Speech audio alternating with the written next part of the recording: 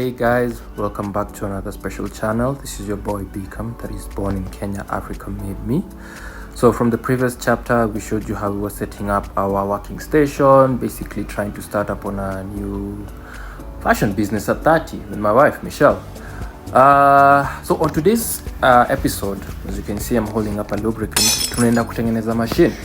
We are going to fix one of the 3 machines we have in the house. This is the machine we're going to be working on today. Ni chafu, it's a bit dirty. You can see the rust over there. Needs a bit of cleaning, lubrication. Has been used in a while. So this is Sumo's Piki lubricant. It's a general lubricant. It's good for sewing machines, for bicycles, for your chains. So basically anything that is a moving part, this is what you need to be using. The machine is Juki. It's an old machine. Sorry for the blurry camera. Still working on the dynamics. By the way, I actually do not have a tripod yet. So keep subbing, keep liking, keep sharing. Maybe, just maybe, you might be able to start getting money, kidogo, buying more equipment, get the point. So anyway, started off with cleaning up the machine. I used a wet towel. I used a tissue paper. Lubing. There are holes in a machine, so there are places where the lubricant oil is supposed to go, but I also use it since this is like a steel, in as much as mepako rangi, some parts are exposed to the air, so they need you to be lubing up every now and then, the moving parts.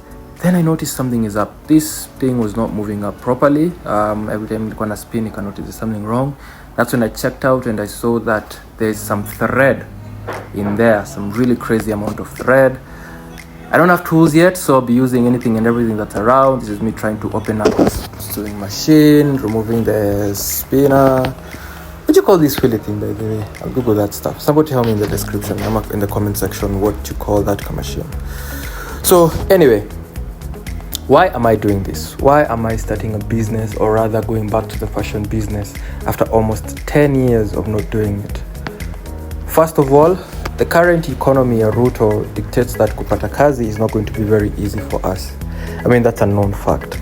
Getting jobs has become a hassle, has become stressful, has become one hell of a hurdle. I have no idea how I'm going to be able to survive if I'm not doing anything to provide for me and my kid and my wife. There's bills to be paid. So anyway, back on topic. At this moment, I was actually really all the way a lot into getting rid of this thread. Let me kid you not, this thread was a lot. It was a lot, like ilipokibao. And it was really slowing up the machine, and it has to be done. So at this point, I haven't realized how the stitches are, what kind of stitches I'll be getting, and you need a really good stitching machine. Initially, I had heard Michelle complaining about the tension, having issues with the tension, and I actually believe it. But I also feel like maybe there's some tweaking, a little bit of tweaking here and there. You get something done, you get something that's going to work for you.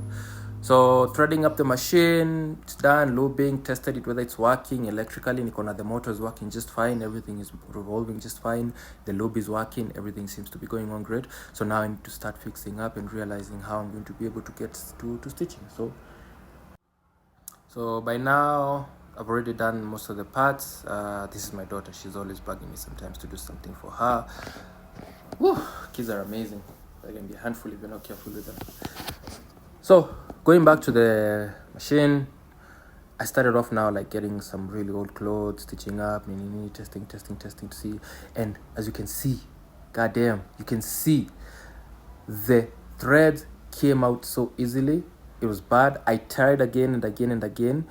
So I was able to get the bobbin and the bobbin case stitches to look really good. They were okay.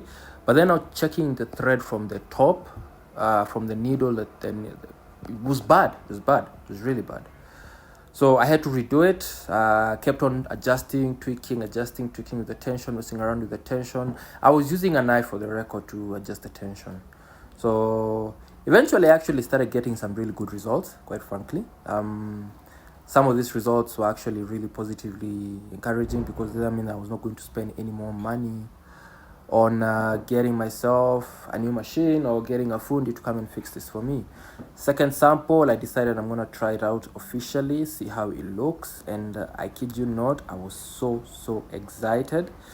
because after checking out how the stitches look like, the threads, thread size, everything, I was like, okay, so I'm actually finally getting good results.